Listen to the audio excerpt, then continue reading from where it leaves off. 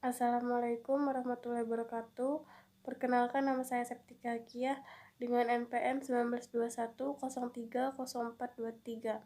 Di sini saya akan memaparkan materi yang saya dapatkan dalam mata kuliah arbitrase penyelesaian sengketa.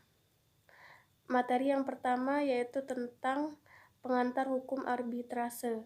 Di Indonesia, arbitrase sudah dikenal oleh masyarakat sebagai salah satu alternatif penyelesaian sengketa melalui jalur non-litigasi. Arbitrase adalah cara penyelesaian suatu sengketa perdata di luar peradilan umum yang didasarkan pada perjanjian arbitrase yang dibuat secara tertulis oleh pihak yang bersengketa. Yang kedua tentang Badan Arbitrase Syariah Nasional, bahwa keberadaan Basyarnas sebagai badan yang berwenang menyelesaikan sengketa bisnis syariah memiliki peranan yang sangat penting. Di antaranya, menyelesaikan penyelesaian sengketa-sengketa keperdataan dengan prinsip mengutamakan usaha-usaha perdamaian atau islah. Materi yang ketiga tentang pilihan penyelesaian sengketa.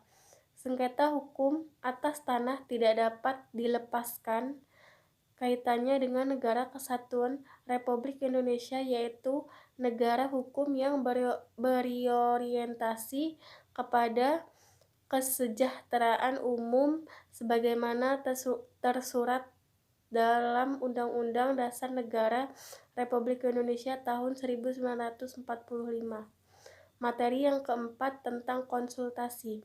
Layanan konsultasi adalah bantuan dan konselor ke klien di klien sebagai konsultan dan klien sebagai konsulti. Membahas tentang masalah pihak ketiga. Tujuan dan layanan konseling ini supaya perorangan atau kelompok orang yang dilayani menjadi mampu menghadapi semua tugas perkembangan hidupnya secara bebas. Materi yang kelima tentang negosiasi.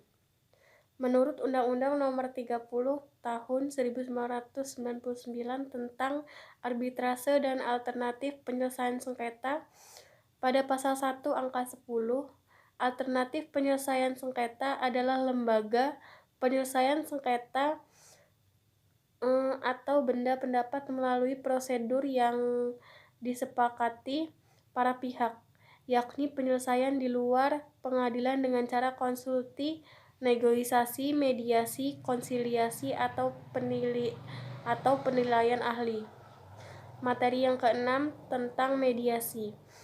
Pengertian mediasi adalah suatu proses damai di mana para pihak yang bersengketa menyerahkan penyelesaiannya kepada mediator untuk mencapai hasil akhir yang adil tanpa membuang biaya yang terlalu besar, akan tetapi tetap efektif dan diterima sepenuhnya oleh kedua belah pihak yang bersengketa secara sukarela. Materi yang ketujuh tentang konsiliasi.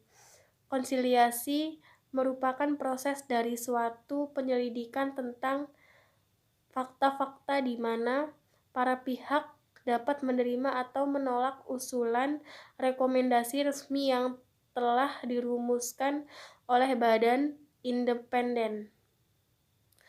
Selanjutnya materi yang ke-8 tentang pendapat hukum. Legal opinion merupakan sumber hukum yang bisa dikategorikan sebagai doktrin dan akan mempunyai kekuatan hukum mengikat jika sudah menjadi putusan hakim. Materi yang terakhir tentang eksekusi putusan arbitrase dan ADR. Lembaga arbitrase saat ini ingin melakukan eksekusi tidak serta-merta melakukan eksekusi itu sendiri, melainkan dilakukan oleh pengadilan. Sekian yang dapat saya sampaikan. Wassalamualaikum warahmatullahi wabarakatuh.